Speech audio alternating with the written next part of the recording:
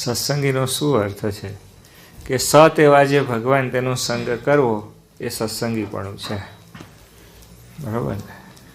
સત એવા જે સાધુ તેનો સંગ કરવો એ સત્સંગીપણું છે. કેટલા એવા બધા ગૃહસ્થો હશે જેણે એવું કહ્યું, સ્વામીજીની આગળ હાથ જોડીને એવું કહ્યું કે સ્વામી અમને સાધુ કરો.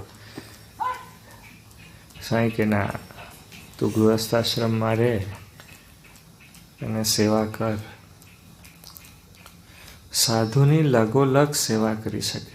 અને સાધુની લગોલગ સેવા કરવી એટલે શું?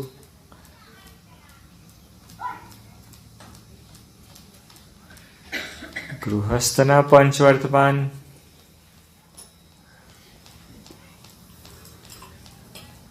અને સાધુના પંચવર્તમાનમાં ફેર છે એવું જે છે, એમાં સાધુના પંચવર્તમાન વાળીને ગૃહસ્થાશ્રમ કરે એને સ્વામીજી અમરીશ કે.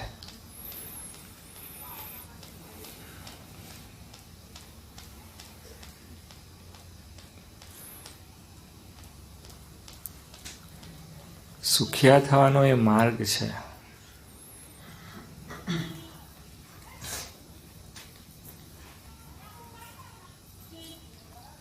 કોઈ વ્યક્તિ ઘરે રહીને જમવા બેઠો હોય અને પછી એમ કહે કે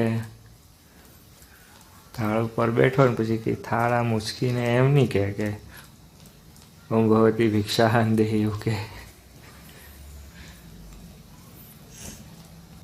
એમ જે ભગવાનનો છે ને સ્વામીજી, એને પછી રામપત્તર નથી, એને માગણી નહીં. એને માગણી તે શું?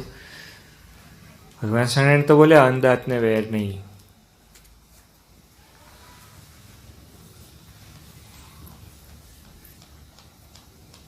મારું બિરુદ ખોટું ઠરે નહીં એમ સર્વે જનને જણાવવું એમ.